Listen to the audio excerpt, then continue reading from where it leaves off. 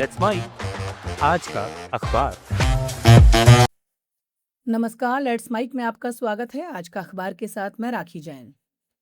The New York times में प्रकाशित लेख अमेरिका और चीन का एक साझा दुश्मन है, वो सोवियत संघ नहीं है।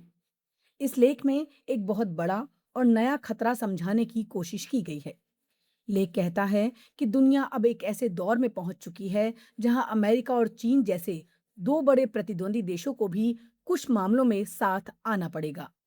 और वो दुश्मन कोई देश नहीं, बल्कि एक तकनीक है, यानी आर्टिफिशियल इंटेलिजेंस का नया रूप। लेख का संदर्भ अमेरिका के राष्ट्रपति डोनाल्ड ट्रंप और चीन के राष्ट्रपति शी जिनपिंग की संभावित मुलाकात से जुड़ा है, जिसकी तुलना 1972 में रिचर्ड निक्सन और मेओ जेडोंग की ऐतिहासिक मुलाकात से की जा रही है। उस समय दोनों देशों ने सोवियत संघ के खिलाफ एक तरह की समझ बनाई थी, लेकिन आज का खतरा अलग है। ये कोई देश नहीं, बल्कि एआई की वो ताकत है जो छोटे छोटे समूहों या व्यक्तियों को भी बहुत बड़ा नुकसान पहुंचाने की क्षमता रखती है। लेख समझाता है कि एआई अब सिर्फ एक तकनीक नहीं रह गया, बल्कि ये असमान युद्ध का नया हथियार बन सकता है। मतलब, अब कोई छोटा आतंकी समूह या अपराधी भी लैपटॉप और इंटरनेट के जरिए किसी देश के बिजली सिस्टम, बैंकिंग या सुरक्षा ढांचे को नुकसान पहुंचा सकता है।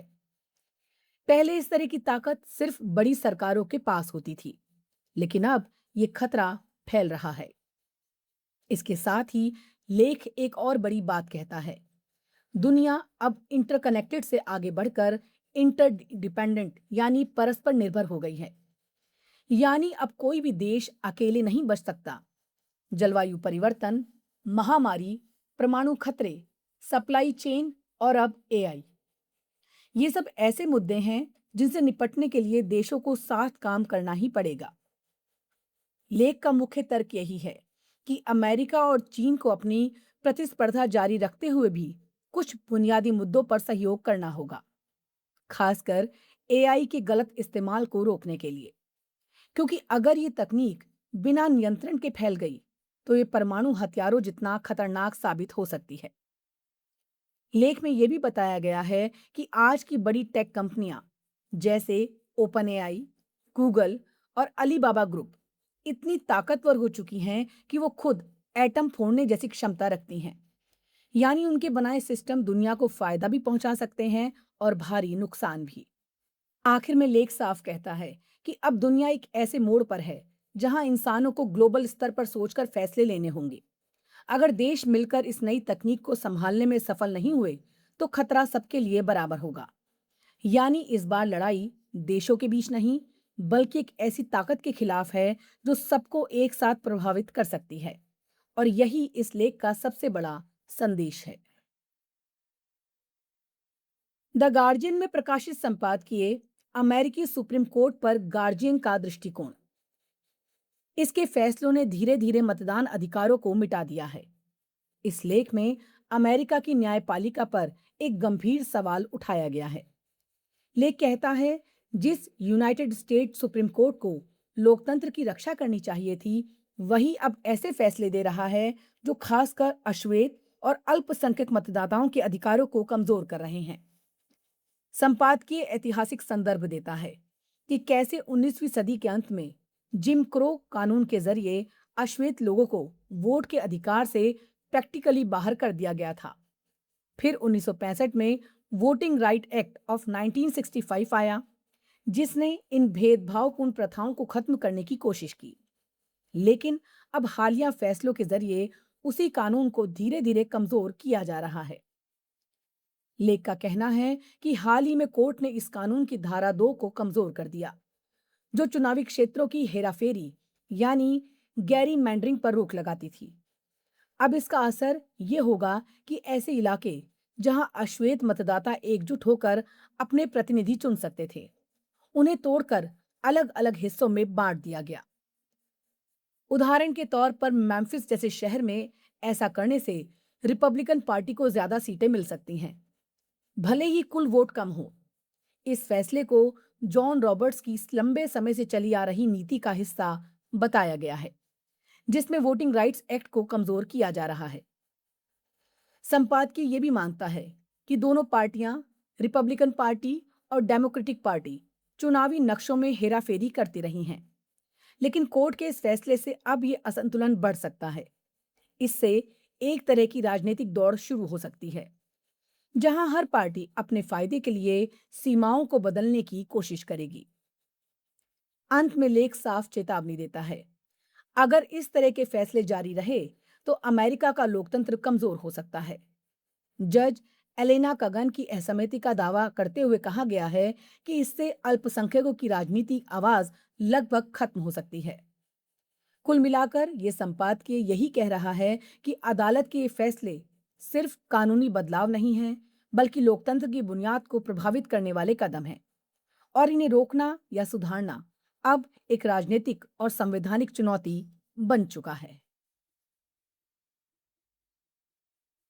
अल जजीरा में प्रकाशित लेख सीएएफ अफ्रीका के वर्ल्ड कप प्रशंसकों को निराश कर रहा है।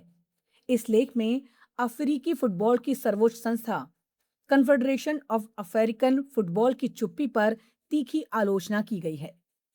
लेख कहता है 2026 वर्ल्ड कप से पहले अमेरिका की वीजा नीतियों और यात्रा प्रतिबंधों ने अफ्रीकी देशों के लाखों प्रशंसकों के लिए टूर्नामेंट तक पहुंच लगभग असंभव बना दी है। लेकिन इसके बावजूद सीएएफ और यहां तक कि फीफा भी खामोश है। संदर्भ ये है कि डोनाल्ड ट्रंप प्रशासन की नीतियों के तहत कुछ अफ्रीकी देशों जैसे सेनेगल और आइवरी कोस्ट के नागरिकों पर यात्रा प्रतिबंध लगाए गए हैं, जबकि अल्जीरिया, ट्यूनीशिया और कार्बो वर्डे जैसे देशों के लोगों के लिए भारी भरकम वीजा बॉन्ड की शर्त रखी गई है। खिलाड़ियों और टीम स्टाफ को तो छूट मिल जाती है, लेकिन आम प्रशंसक जो अपने देश का समर्थन करना चाहते हैं, वो इस आर्थिक बोझ को उठा ही नहीं सकते। यानी वर्ल्ड कप में खेलने का हक तो मिल गया, लेकिन देखने का हक छिनता जा रहा है। लेख ये भी याद दिलाता है कि सीएएफ का इतिहास संघर्ष और न्याय के लिए खड़े होने का रहा है। 1960 के दशक में जब अफ्रीकी देशों को वर्ल्ड कप में बराबरी का मौका नहीं मिल रहा था, तब उन्होंने विरोध में पूर्ण टूर्नामेंट ही बायकॉट कर दिया था। उसी दबाव के चलते बाद में अफ्रीका को स्थायी जगह मिली। लेकिन आज वही संस्था जो कभी अन्याय के खिलाफ आवाज उठाती थी, अब चुप है, क्योंकि वो फीफा के ढांचे और आर्थिक हितों से इतनी जुड़ चुकी है कि टकराव से बचना चाहती है। लेख का सीधा संदेश ये है कि सीएएफ के पास अब भी ऐसे कदम उठाने का मौका है जिनसे वो बड़े नुकसान के अपने प्रशंसकों के अधिकारों की रक्षा कर सकती है, जैसे मेजबान देशों से सामान्य वीजा प्रक्रिया की मांग करना या जिन देशों पर बैन है उनके मैच दूसरे देशों में शिफ्ट कराने की कोशिश करना। लेकिन अगर वो ऐसा नहीं करती तो ये साफ संकेत होगा कि वो अपने मूल सिद्धांतों समानता, न्याय और प्रतिनिधित्व से समझौता कर चुकी है।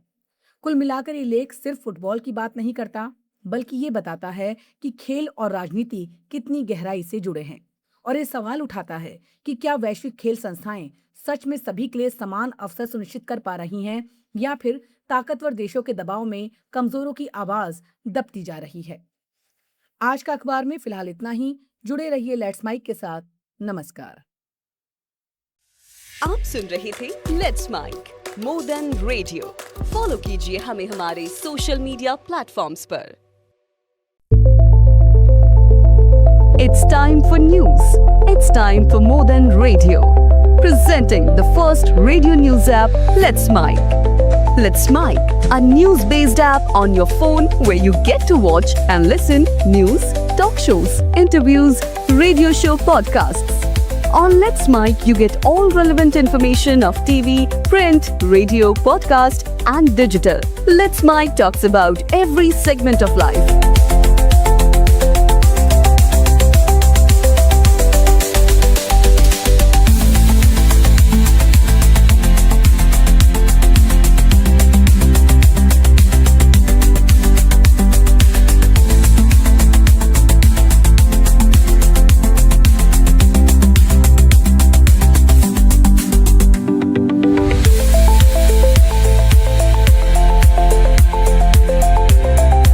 Download the app now from Play Store. Available both on Android and iOS mobile phones.